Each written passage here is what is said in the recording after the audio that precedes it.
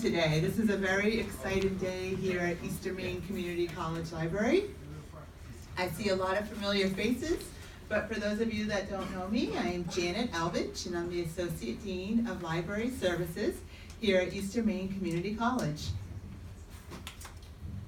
It is my pleasure today to introduce distinguished author and artist Robert Shetterly. Robert Shetterly was born in Cincinnati, Ohio, and graduated in 1969 from Harvard with a degree in English literature. At Harvard, he took some courses in drawing, which changed the direction of his creative life, from the written word to the image. Also, during this time, he was active in civil rights and the anti-Vietnam War movement. After college, he spent a year teaching school in a two-room schoolhouse in the West Virginia mountains. And moving to Maine in 1970, Robert taught himself drawing, printmaking, and painting. This is so hard to believe as I look at these amazing paintings. His paintings and prints are in collections all across the United States and Europe. In 2005, Shetterly's book, Americans Who Tell the Truth, was published. We have a copy over here, and we're also on the website behind me. This book contains 50 portraits by Shetterly combined with thought-provoking quotes and biographies of what it means to, quote, be American, to hold American values, and to be part of a democratic society.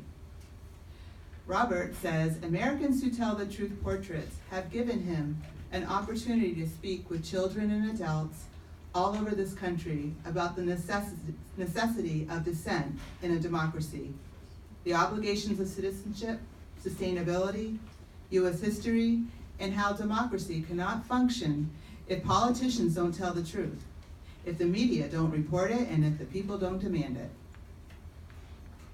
Since 1990, he has been the president of the Union of Maine Visual Artists, UMVA, a statewide artists union supporting artists' rights, and a producer of the UMVA's Maine Masters Project, an ongoing series of video documentaries about Maine artists.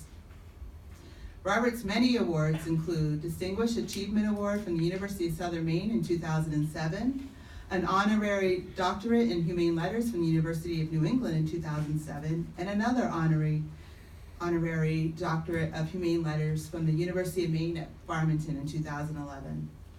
Robert lives with his partner, Gail Page, a painter and children's book writer and illustrator in Brooksville, Maine. Please join me in welcoming Robert Shetterly to Eastern Maine Community College Library.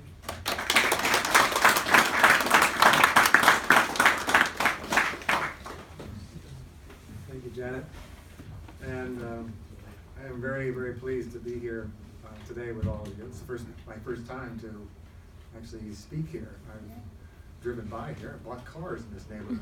I've never been to the community college, and so this is a real treat. I'm going to talk a bit. I'm going to show you some pictures, and I'm going to tell you some stories. And I hope that at any point, if you have questions, comments, please raise your hands and engage. There's so much to talk about. There's so many different opinions, and so it's important that a lot of this stuff be talked about together and not just have me talk at you. But in order to begin this, I want to tell you the story of how these paintings came about, because actually this is the last thing in the world I would have thought I would be doing. And Janet mentioned that I'm a self-taught artist, and the kind of art that I ended up doing and finding a voice through and building a life around was the opposite of what I'm doing now. After many years, became what's called a surrealist. I mean, a surrealist is a person that other people look at his paintings and say, what was that guy smoking? I didn't say that. I wasn't smoking anything. I was, the reason a surrealist does surrealism is sort of like why a poet uses metaphors. You use lots of imagery to try to get at something that is beyond mere words. It's something that has a kind of visual impact that's about mystery and ambiguity, and invites anybody who's looking at it to use their own imagination and experience to try to understand not so much necessarily what's going on in the painting, but something maybe about yourself and you know, your own journey while you look at a piece of surrealist art. So, I mean, what I'm doing now is what is sometimes referred to as didactic art, where it just presents a picture, it presents some language from the person in the painting, and it's very straight ahead. It's sort of about didactic art is often talked about as someone trying to teach you something. And the art I'm doing now has been teaching me primarily for the last nearly almost 16 years a lot about American history, about ethics, about responsibility of citizenship in a democratic society, or for that matter in any society. It's just unending what it's done. But I need to go back just a second and tell you a little bit about where it came from and why I started doing it and why I gave up the other work. I'm sure you're all aware of 9/11, September 11th, 2001. Most of you were little kids, if anything. Maybe some of you weren't even born. But that was, it's a pretty major fault line in our history. Sometimes people say, oh, I started doing this in response to 9/11. That's not quite accurate. I started doing it to something that happened and became increasingly obvious in the wake of 9/11, when the Bush administration, our government at that time, George W. Bush, the second Bush president, his administration began using 9/11 as a pretext for starting the Iraq War.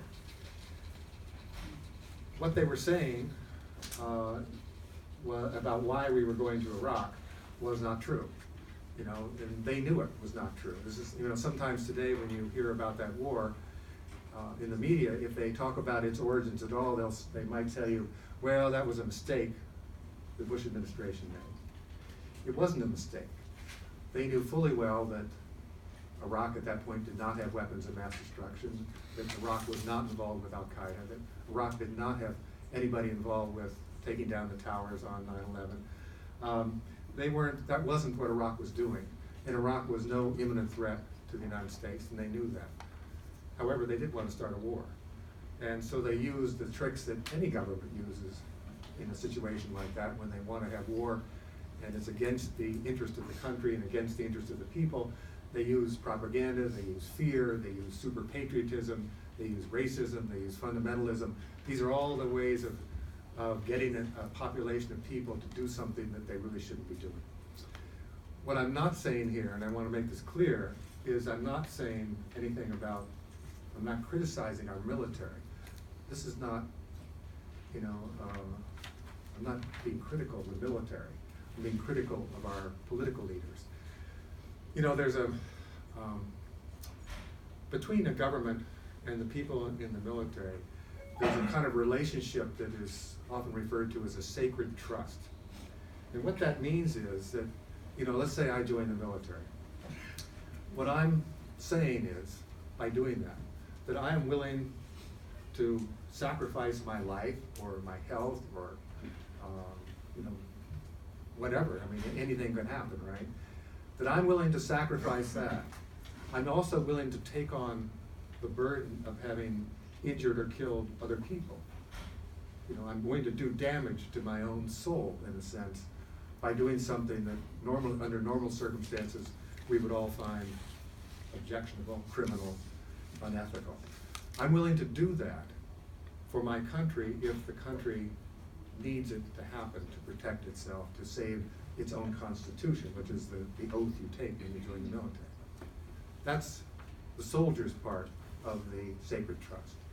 On the other side, the government says, and its part of the sacred trust, is that they won't require you to do that unless it's absolutely necessary. Absolutely necessary. You're taking on an enormous burden, and from which you may die, you may never recover. You may be, as we all know now, psychologically disturbed for the rest of your life because of what you've done. 22 American soldiers commit suicide every single day because of what they go through in the military. The rate is never that high when they feel that the burden was worth the cost. So what happened in 9/11, or in the run-up to the Iraq War, was that the government failed on its part of the sacred trust. I live in Brooksville, a little tiny town on the Blue Hill Peninsula. I've lived there a long time. And you know, it's a very rural little community. I'm sure some of you come from little communities like that where, you know, we don't even have a stoplight. We have one store. We have no gas station. You know, it's pretty tiny little town.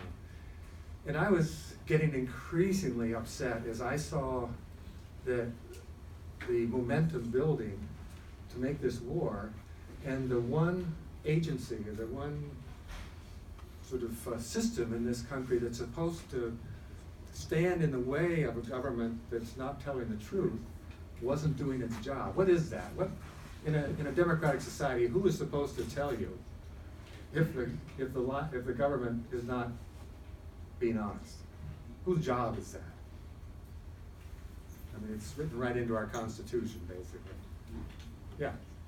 The media, of course, you know, that's why we have what's called a free press.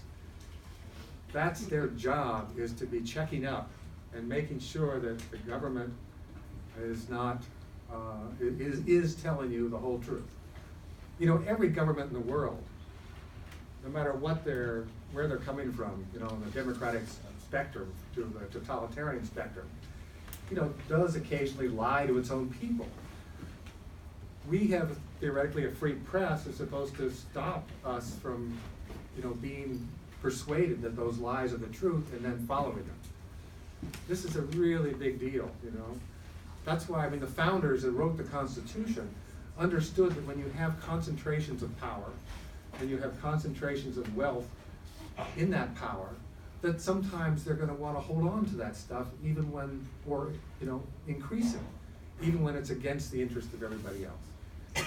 And that's why we have a free press to call out the government when it's not doing what it should be doing. So my response was to get really angry that this was happening, and also really sad, because, you know, my thought was, you know, it's not just about the government's lying. The real problem is that they're going to be victims. You know, a lot of people are going to be hurt. A lot of people are going to die. You know, these wars that were started then are still going on. People are still dying. And it never should have happened. So I kept thinking, what can I do? You know, we all run up against these moments in our lives when we see something is either happening or about to happen. It seems enormous. And we think, well, what should I be doing in response? Not that you can, you know, you can't, you know, throw yourself in front of the American government and expect to stop anything necessarily. But at least you can have a voice. You can say something. You can stand up for what you believe in. And I kept thinking, what in the world could I be doing at this moment that would make me feel two things. One, that I had a voice, and two, less alienated from this country. Because at this moment, I felt that we had come a long way from the essential values of the country. And I also know enough about art and making art that's, you know, that's sort of in your face kind of art, that just shows you some of your anger, or shows you your grief, shows you your shame, and all that kind of stuff. Nobody wants to look at that. You know, nobody wants to have that kind of art shoved in their face. You know, and when it's like ranting. You know, nobody wants to hear somebody rant. And I think, well, I kept thinking, well, I've got to do something positive. I've got to take all this energy, because anger and grief have an enormous amount of energy in them. And instead of doing something destructive, either to other people or myself or the property or anything, focus that energy and try to do something positive. And the solution became really quite simple, although it took me a couple of months to get there. Was, why don't I just start surrounding myself with Americans that I respect, you know, that make me feel good about this country, that make me feel like the people who've embodied the values that we all talked about. I mean, when we talk about American values, we talk about, you know, justice, we talk about freedom, we talk about equality, we talk about inalienable rights, we talk about the dignity of the individual. Well, let me surround myself with people who have, you know, insisted that we live up to that language, that we try to make those rights and principles and ethics available for everyone. And that's what I did. You know, and it's just been an amazing journey. I thought that when I started this that I would make some paintings, they would be in my basement, that this would be a big art therapy project for me, and that nobody would ever see them. But I'd feel better. That's what I was really that's what I thought I was looking at. When I got to about 10 or 12 paintings in the fall of 2002, so it's still 6 or 7 months before the actual attack on Iraq, I showed them in a little sandwich shop, which is no longer there, but in Ellsworth, Maine, called Frankie's. Maybe some of you used to see it on the main high street in Ellsworth. They used to allow artists to come in there and show paintings. And so I showed these paintings, and I thought, this would be interesting to see how people react to this. And the reaction was the polar opposite of what I expected. People called me up. People sent me money to keep painting. People asked me to come and talk about it. I thought it was going to be a duck and run kind of situation. Instead, it was just the opposite. And so I want to tell you just a couple of stories about some of the people, and then show you some of the original paintings. I couldn't bring all of them. I mean, my goal was to paint 50 paintings. I've now painted over 230 of these paintings. It's an obsessive compulsive disorder at this point, and it just gets more and more interesting as it goes along. The people I meet, the places I go, the opportunities I have to talk, it's really remarkable. But each one then teaches a lesson. Let me see if I can. So you can't see that very well, and it's a little distorted, but that painting is of a woman named Sojourner Truth. Any of you know who Sojourner Truth was? Well, the interesting thing, and I'll maybe talk a little bit more about this, is many of the most extraordinary people in our history, on which our history has actually turned, meaning these people are important, you know. The direction of the country was often shaped by some of these people. A lot of the stories of these people are not taught very much in our history. In our grade schools and high schools and colleges, they're not talked about, which is really disappointing, because one of the things one of the phrases I use to characterize what this is about is narrative activism. That the narrative is a story, and activism is doing something. And so in a sense, what these paintings are about is telling a story that encourages or enables you to have a model of citizenship, so when you need to do something, you've got that story. Sojourner Truth was a slave. And, you know, I'm sure when you think of slavery, you think of Mississippi and Alabama and, you know, the South. Well, she was a slave in New York. New York had slavery. New York and New Jersey had slavery until 1827.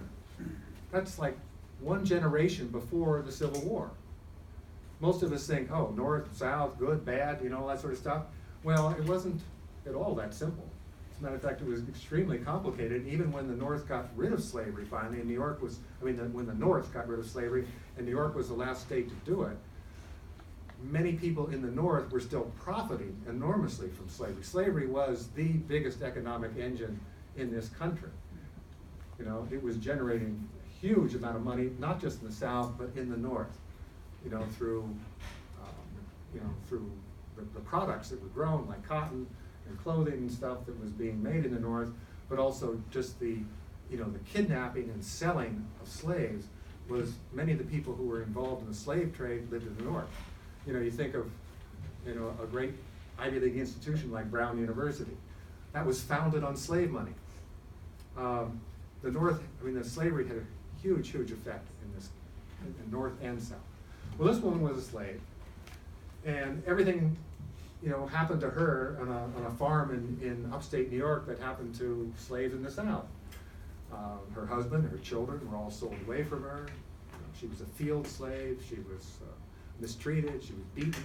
You know, all kinds. It's the same story. Her name was not Sojourner Truth. Her name was Isabel. That was her slave name. And when she was finally freed, when she was 30 years old in 1827, she left this farm in upstate New York, and she went down to New York City and got a job working as a maid in a white woman's house. just sort of as a aside here, it's interesting when somebody becomes important in history because of their courage and perseverance, that we remember that person, or should remember that person. I mean, the woman who she worked for, the white person, is gone, forgotten. We don't know anything about her, really. What we do know is the story of an illiterate slave. She never learned to read and write, but she had enormous courage. So one thing about her was that she was very religious, and she heard voices. She thought God and angels talked to her. And one day she heard this voice that said, "Your name shall be Sojourner." And it was, "Your name shall be Sojourner." I don't know what the voice was like, but it came to her and said, "Your name shall be Sojourner." What's a sojourner? Who knows what that word means? Anybody? What does it sound like? If you're a sojourner, what are you? Take a guess. Take a guess. Is it similar to like a martyr? A what? A martyr, like someone who dies for what they believe A in? martyr. Oh. No, it's a sojourner is a person who goes on journeys. It's a traveler, a quest. Somebody goes on quests, a sojourner. So this voice told her her name would be Sojourner. And the very next day, she just walked away from where she was working. She was like a hobo. She had a stick on her shoulder, and she had a couple of threadbare dresses tied up in a knot, and she just started walking. And she walked for a couple of days. I mean, this is a woman who was used to surviving in tough situations. And she walked and walked, and she met a woman and said, "What's your name?" She said, "Sojourner." She said, "What's your last name?" She said, "No, I don't have a last name." But the voice came back. I'm telescoping some history here, but the voice came back and said, "Your name shall be Sojourner Truth." And as soon as she knew that name, she knew that her name was her destiny, that she was going to have to live the name. She was going to travel, and she was going to tell people the truth. And the big truths for her in these years before the Civil War were the abolition of slavery entirely in this country and women's rights. She became a huge advocate for women's rights. She became a great, great speaker. Some of you have probably heard the song, what's it called? All of a sudden I can't think of the name of the song. Ain't I a Woman? Ever heard that song, Ain't I a Woman? Aretha Franklin used to sing it. Those are Sojourner Truth's words. How do we know her words? Well, she was such a good speaker that people followed her around and wrote down the words that she spoke when she improvised a speech. In the 1850s, she was out in Ohio at one of these big meetings where people talk about what was going on in the country and what we should do about it. And she said the words that I've scratched into her painting, which you can't see very well there. And she said, "Now I hears talking about the Constitution and the rights of man. And I comes up and I takes hold of this Constitution. And it's mighty big. And I feels for my rights." It's like the Constitution's this animal, and she's feeling around in it to try to find her rights. "I feels for my rights, but there ain't any there. And then I says, 'God, what ails this Constitution?' And he says to me, 'Sojourner, there is a little weasel in it.'" She's making a joke, but a serious joke. A lot of good jokes are pretty serious. She's saying there's a weasel in our Constitution, and what she meant was, and one of you or all of you can tell me what happened here. In 1787, when our Constitution was signed, and here we were, the first country in the world to say we're going to build a political society around justice and equality, something went wrong. Who actually got the rights in 1787? Everybody? Did everybody get those inalienable rights? Who got them? Yeah. Repeat the year again. Well, it was when the year the Constitution was signed, 1787. Typically, white men that own property. Absolutely. White men who own property. In other words, well-to-do white men. So here we were, this country who talked about all these great ideals about why we were forming this country. And the only people who got those rights were rich white men. Well, then what? Are those guys going to wake up one morning and say, "Oh my gosh, we forgot to free the slaves"? we forgot to give women the right to vote. It doesn't happen like that. At least it didn't happen in this country. The reason that all those rights are finally extended to different groups is because the people who were left out, the people who were marginalized, the people who were purposely excluded, organized and insisted on them. It doesn't happen because the people in power realized they had made a mistake, that they contradicted their own values. Instead, what happens is the people who believe the language and understand that it should be made real for them insist that it may be made real for them. And I guess I would say it's probably the biggest irony of our history that all those values that probably everybody in this room would agree that we all believe in. We believe in equality and freedom and justice and inalienable rights and all that kind of stuff. We all say we believe in that. Well, then why has it taken so much courage, so much energy, so many people died to make that language real for as many people as possible? That's what's so interesting. And I would say that, if a country has some nobility to it, what makes it noble is when it lives up to its own ideals. And so it's often our most marginalized citizens, the people excluded, by insisting that we actually live up to that language, that we increase the nobility quotient of the country. That's where it happens. It is really fascinating. And so, what this woman was talking about with the Sojourner Truth, the little weasel in our Constitution, where we're always chasing that weasel. We never quite catch it. There's always somebody who's, one, taking away rights, and two, other people who are fighting to extend them. Let me show you a different picture here, and then I'm going to show you some of the real paintings. These are all a lot of portraits here.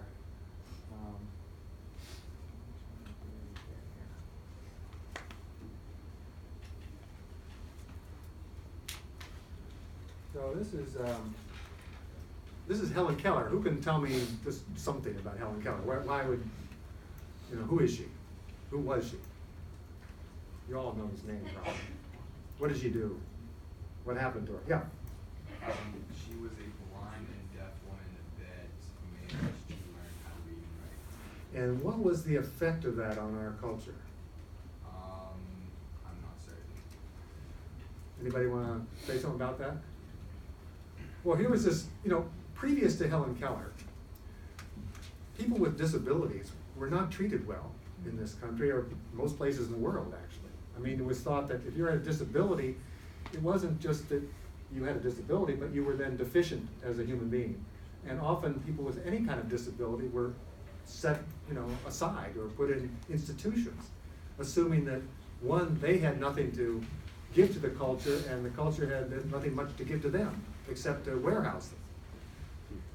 Helen Keller, in her extraordinary journey and perseverance, going from somebody who was, deaf and blind and becoming then a world lecturer, this brilliant woman, changed that. I mean, people were looking and saying, "Holy smokes, look at this woman with disabilities, and look at what she's doing."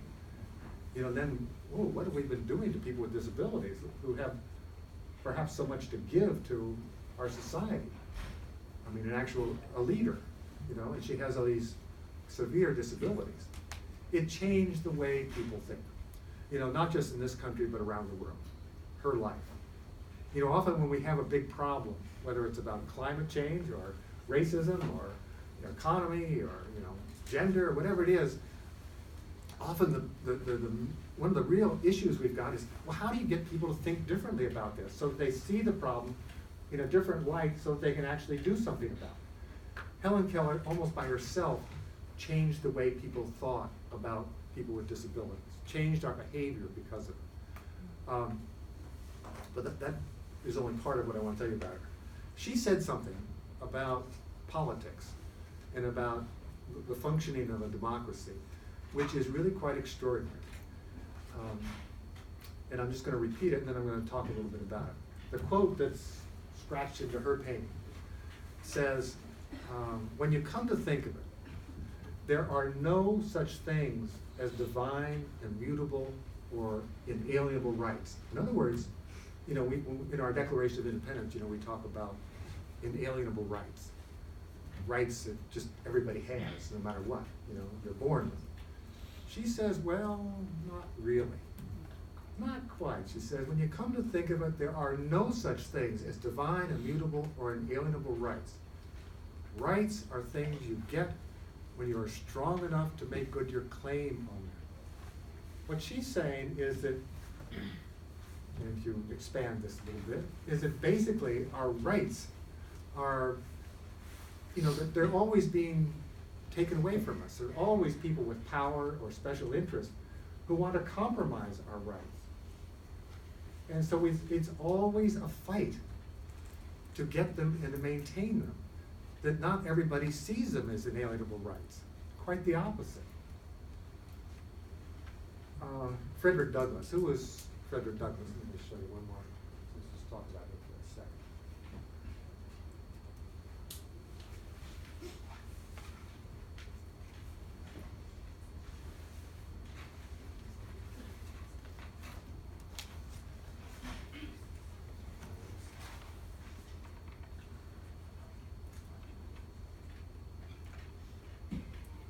Anybody tell me who Frederick Douglass was? He was an African-American slave. He was a slave, right? And what was he beyond that? And what happened to him? Why would I have painted his portrait? Well, he escaped from slavery. And by the way, you know, it was illegal for, you probably all know this, but it was illegal for a slave to know how to read and write. I mean, anybody who would teach a slave to read and write was in big trouble. And why do you think they didn't, the people who owned slaves didn't want slaves to know how to read and write? Well, So they couldn't communicate. what's that? So they couldn't communicate and create like slave unions and organizations. Yeah, absolutely. You want to say something too? So they couldn't escape. So they might escape, yeah, they might realize what's wrong with their situation a lot more, you know, and then escape. Anyway, he escaped. He became in the 19th century, one of the most profoundly educated persons, you know, in this country, in the world. You know, it's interesting that he and Sojourner Truth often worked together. And they were both slaves. Sojourner Truth was a very important leader. She remained illiterate all her life, and this man became one of the most literate people ever. The thing about him, he said also about him that's so important is I think he understood how power works, probably better than anybody ever, you know. And that's something that was probably a necessary survival skill for a slave, was to understand how power works. But he not only understood it, but he could talk about it and teach around it. He said, and it's a very similar quote to Helen Keller's, it's just a different way of putting it. He said, find out what any people will quietly submit to, and you have found out the exact measure of injustice and wrong that will be imposed on them. Find out, it's like, you know, this is a physics equation. You know, if you give in when you should stand up, if you don't stand up for your rights, if you don't stand up for your principles, somebody else is going to take them away from you. And they will impose their will on you.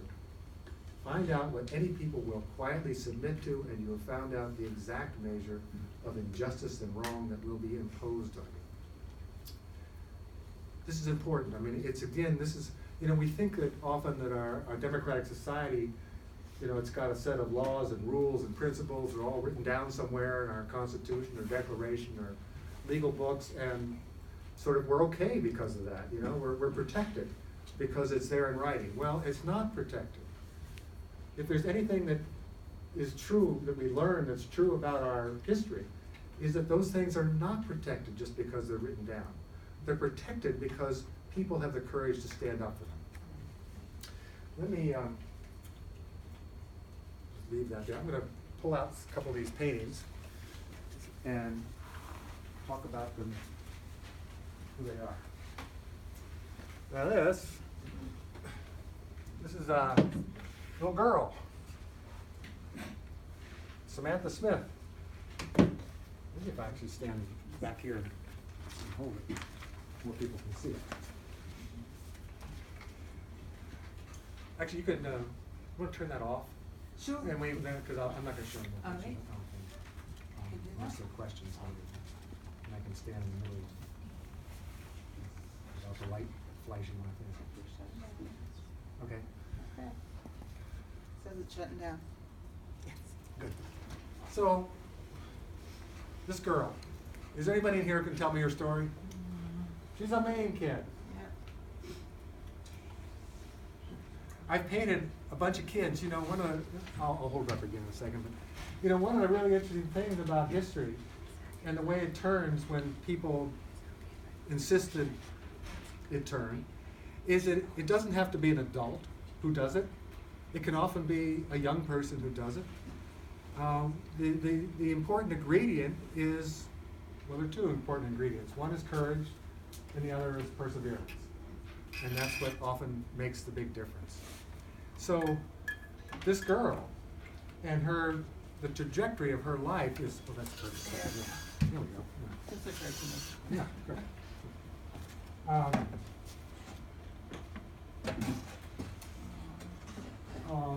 Is all based around those two values. But the place where she started, and is the place where most of us start when we're concerned about some big issue in our life. We don't usually start in a place of great courage or great perseverance. Usually we start when we're a little scared. We start where we're anxious. We start where we're confused about what's the right thing to do or what's going to happen next, and, you know, protect me, somebody, you know, that kind of feeling. In 1983, we were in the midst of the Cold War. I'm sure you all know about the Cold War. And the Soviet Union changed premiers. Every time they did that during the Cold War, we would see in the news in this country, you know, on television, on the cover of magazines and stuff, the picture of the new premier of the Soviet Union, and the big question, is this the guy who's going to push the button? The button meaning starting a nuclear war. You know, because the Cold War was all about the standoff between the United States and the Soviet Union around nuclear weapons. Is this the guy? You know, a lot of people were scared a lot of the time. This little girl came home from school, and there was Time magazine with Yuri Andropov, the new premier's picture on the cover, and she said to her mom, you know, in the question about nuclear war, and she said, "Mom, why don't you write him a letter and ask him why he wants to do that? Why would he want to blow up the world? Why would he want to do all these terrible things?" And her mother said, "Oh, Samantha, why don't you?" This is Samantha Smith, by the way. Samantha lived in Manchester, Maine, you know, not very far from here, right near Augusta. And so her mother walked away. Samantha went upstairs. She got a pencil and paper, and she wrote this little letter, which you can, if you look at her book, or, you know, you can even find it online. You know, a facsimile of the letter. She wrote 126 words asking Yuri Andropov why he might start a nuclear war and blow up the world. And then she went to the mailbox in Manchester and she wrote Yuri Andropov, Kremlin, Moscow, Soviet Union, and put it in the box, and it was delivered to him. He got the letter, and, you know, the first thing he did was he published it on the front page of Pravda. Pravda is, you know, the Russian paper, the state newspaper, sort of like New York Times here. There it is on the front page of Pravda, and he wrote back to her. And he said, "Dear Samantha, the Russians don't want war. We've had enough war." You know, during the Second World War, the Russians lost something like 20 million people. Their country was devastated, you know. It was a totally different experience than we had of the Second World War. And as bad as that was, theirs was, you know, astronomically worse. They knew about war. They didn't want a war, he said.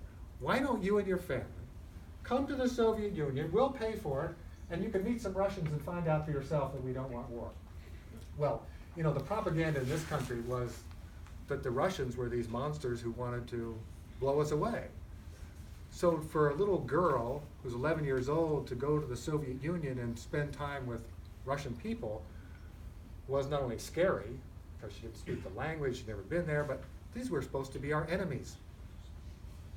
How many of you would go and spend time in a country with people that are supposed to be your enemy, when you don't even speak their language, and you're a little kid? was pretty scary. I mean, just to write the letter was, one thing, but then get this opportunity. Editorial writers and papers all over this became an international incident as soon as Yuri Andropov wrote back to her, and this became public. So what's she gonna do?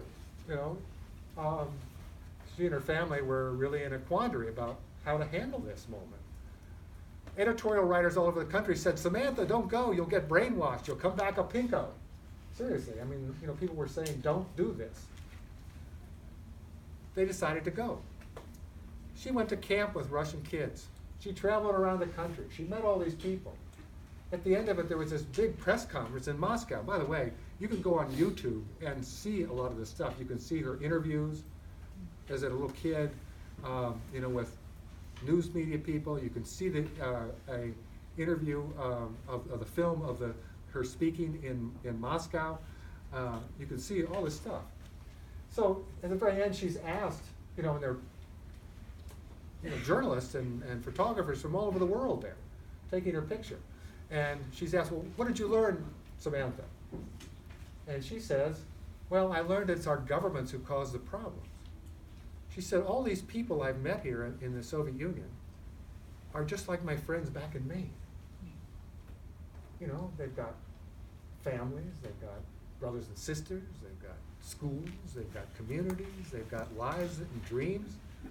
Why would they want a war? They don't want war. It's our governments who are promoting these things. She said if all of us around the world could just meet each other, maybe these wars would be impossible. Because we'd find out we have much more in common than we do anything which separates us. It was an amazing moment in the Cold War. Before that, everything was black and white. And here's this little kid saying, wait a minute, these other folks, that we're talking about exploding with nuclear weapons are just like us. Why would we do that? This little girl, 11-year-old girl, became an international peacemaker, teaching adults how to make peace. What's so interesting is the trajectory. She starts in a place of fear. She asks a question. She gets an answer. It gives her a choice. She decides to take one option, which is the more courageous one, to actually go and find out for herself. Every step along that way, from fear to courage, was a choice and an opportunity, and then she did it, and it changed her life and then changed the lives of other people because of it. All of us, all the time, around issues that, little things or big things, we have a similar set of choices. And if there's anything about this whole project and the people I've painted, it's that. That we have these, we know what we're concerned about, we know the issues which are important to us in our lives. The question is, what are we going to do? Are we going to hope that somebody else will do it? Are we going to operate on the basis of fear? Or are we going to operate on the basis of at least engaging and trying to see what we can do? Choosing the more courageous option. That's what changes history. That's what changes a situation when somebody's a bully. It can be big, it can be small. It's all those little choices. Let me show you. So the horrible kicker to her story is that she died in a plane crash, and it was 3 years later.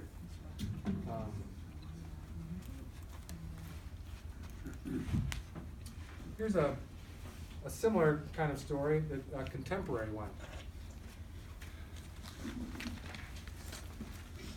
This is one of my newest paintings.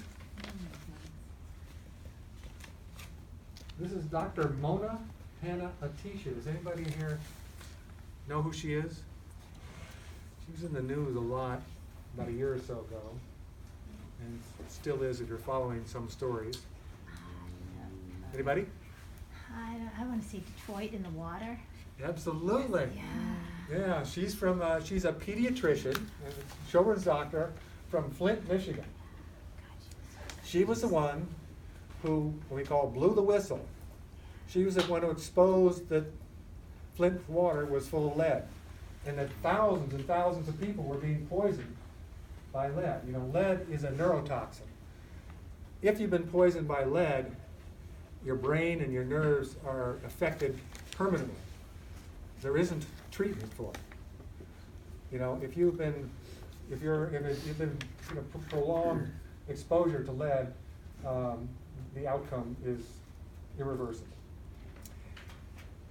What she did was notice in the children she was treating that their lead levels were increasing. And so she went back and looked at, lead is something that all of us are checked for when we're babies, and then checked at various times during our lives to see see if anybody's been exposed because it's so important. And she was noticing that the lead levels had been going up because she had this baseline data from years before, and then was going up astronomically. And she decided, there are a couple of choices. As a doctor and a scientist, you can do, long-term studies, and then you get them peer reviewed, and then you publish them, and this whole process may take a couple of years for the articles to come out. She went public immediately. It's not what a scientist does usually. But she realized this situation was so urgent, that she called a press conference and announced what she was finding. The city government and the state government jumped all over her. Part of it was just sexist. They were saying, oh, this is a woman, basically, with this information. Should we believe this? And they said that her numbers were wrong, her science was bad, nobody should believe her, go ahead and drink this water, you'll be okay. Well, in fact, she was right, and she proved it in a very short order, and then everybody had to back off, and that's what started the getting the water out of, the lead out of the water in Flint, which is still a problem. People still can't, this is years later now, this is 3 years later, and people are still drinking bottled water, but this is because the problem is it's huge. You're talking about a whole city and replacing their pipes. But it wasn't something that had to happen, you see. What happened there was that the city was encouraged to start saving money. They were, Flint is a very poor city, and they thought they would do what's called austerity, which is, keep cutting their budget, and one thing they decided to do was switch their water supply from Detroit, which had good water coming out of the Great Lakes, to taking water out of the Flint River, which was polluted. That in itself wasn't going to be the problem. The Flint River was polluted, but you can run it through a water treatment plant and make it acceptable. Not great, but acceptable. They also started to save some extra money by not putting these chemicals in the water, which keep the lead, inside a lead, a lot of old water pipes are lead in almost all the cities around the country. Why isn't everybody poisoned with lead? Well, if you put certain chemicals in the water, it causes this scale to form over the inside of the lead pipe, so that the lead doesn't dissolve and leach into the water supply. They decided to save a little extra money by not putting the chemical in. The scale just dissolved and the lead leached out. Some of the lead in some homes was thousands of times higher than the acceptable medical limit. And that's what she was seeing. Once that happens, you can't put it back, then you've got to replace the pipes. And so there's this, it's going to take another probably 3 years for all those pipes to be replaced, and the water to be, again, safe for people to drink, bathe in, cook with, all that sort of stuff. Imagine the hardship of those people. And also you've got all these kids, poisoned now. This is a really interesting story because it's not just about, blowing the whistle and announcing that there's a problem. She has been now leading the remediation efforts. This is a poor community. Flint, by the way, in the 1950s, was the most prosperous middle-class community in the country. GM had a huge plant there. The unions were really strong, and the unions had people making very good wages with great benefits and living at, relatively a pretty high middle-class standard. The best working-class neighborhood in the whole country. What happened? GM closed its plant. They left. Everybody was left, the people who worked there, without jobs. What do you do, you know? This country, you know, that city has been going downhill ever since then. Well, one of the things that's interesting about lead in your body is that your body thinks that lead is calcium. And so it goes into your bones, it puts it into your bones and it puts it into your nerves. It continues to leach out of your bones and nerves and keep poisoning you if you don't eat a really good diet. If you eat a good diet that's high in, you know, if you eat a lot of kale and spinach and foods that are high in vitamins and calcium, the lead will stay bound up in your body and won't keep poisoning you. So one of the things that she's been doing now is trying to give, you know, this community of poor people, which is often called what's a food desert. That means often when in poor communities, you know, the big grocery store chains don't come and build supermarkets. People don't have good choices about food. You know, they have mom and pop stores where they can buy chips and ice cream and soda. If they keep eating that kind of stuff, the lead keeps eating away at them. So she started this whole thing with food trucks. So they've got these trucks going around the community that are carrying really good food, lots of vegetables and fruit and stuff. So people are eating better food. She put her clinic right above a farmer's market. And when a kid comes to her, she gives them a gift certificate of $25 to go downstairs when they go home and buy, you know, a bag full of kale. It really makes a difference. And she's now leading, you know, become a leading figure in the country of what to do about lead poisoning and, you know, how to reverse it. So the quote on her painting says, "Flint is what happens when we dismiss science. Flint is what happens when we dismiss people. Flint is what happens when saving money is more important than public health."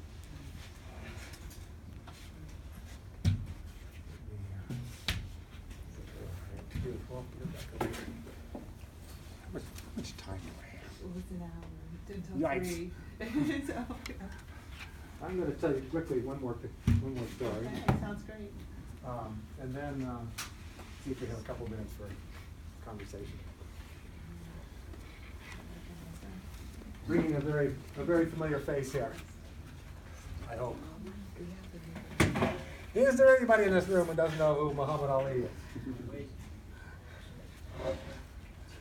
Probably not, right? It's interesting, of, you know, all these people I painted and a lot of very well-known people, probably he's the best known. You know, there was a period when Muhammad Ali was the most famous person in the whole world in the 1960s and 70s. Why would I have painted this guy? Why would he be in a collection called Americans Who Tell the Truth? What did he do besides, you know, have a lot of fights with Joe Frazier? Yeah. Anybody know? Draft. Tell me about. Draft. He refused the draft. Can you tell me any more about that? He got drafted for Vietnam and then he converted to Islam, right? Yeah, he'd already converted, but yeah. Oh, okay, but, yeah. And what did he say? Do you remember what he said? This was a huge event. In 1967, Muhammad Ali was 25 years old. He was the world champion in boxing, in the heavyweight boxing. As I said, probably the most famous person in the world. He was making money hand over fist. Millions of dollars every time he got in a ring. And he refused the draft for Vietnam. I mean, the army said to him, "Look, Muhammad Ali, we're not going to send you to Vietnam. We'll put you in Germany like we did with Elvis." You know, when Elvis was asked to join the army too, and earlier, years before that. And they didn't want to put him in, someplace where he might get hurt. They put him in someplace safe just so he'd be in the army, and they were going to put Muhammad Ali somewhere safe. And he said, "No, I'm not going to do that. I'm not going to do anything which supports this war. I think the war is wrong. I think it's immoral. I think it's against my religion. I'm not going to fight." He lost his championship. It was taken away from him. He lost millions of dollars. People suddenly went from talking about how great he was, as including himself. Well, he never stopped talking about how great he was, but everybody else talked about how great he was, and then they called him a traitor. In the process of doing this, he gave courage to thousands and thousands of other young men in this country to resist the draft. You know, courage, like fear, is contagious. When you stand up for something that other people are unsure what to do about, you give them courage. And I use him a lot to talk about the difference between physical courage and moral courage, because, you know, here's a guy with enormous physical courage, right? I mean, anybody with physical courage, everybody loves it. I mean, you run into a burning house and save somebody. Is there anybody who doesn't like that? Doesn't say, wow, you're a hero. But you stand up for something you believe in that is in opposition to the status quo, which is moral courage. Not everybody likes that. You know, when you go up against the way power is structured and what they want you to do and say, I won't do it, it's against my beliefs, that often causes big problems for you and some other people. Thousands of other young men resisted the draft because of him. You know, it was a real turning point in our history. And it's interesting that he's become, you know, such a, or was, you know, right up to the end of his life when he had Parkinson's, and, you know, there he was lighting the torch at the Olympics, and, you know, with his hands shaking like this, and everybody's talking about how great he was, but nobody talked about this. Nobody talked about the thing that probably took the most courage in his life, which was not getting in the ring again and again, but was standing up in such a public way for something he believed in which he lost so much.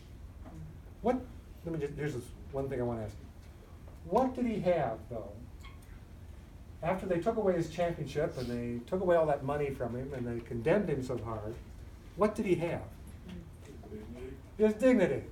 Absolutely, that's what he had. And that's what you always have when you act with moral courage for something you believe in. You have your dignity. And that's the common denominator of basically all these people I painted.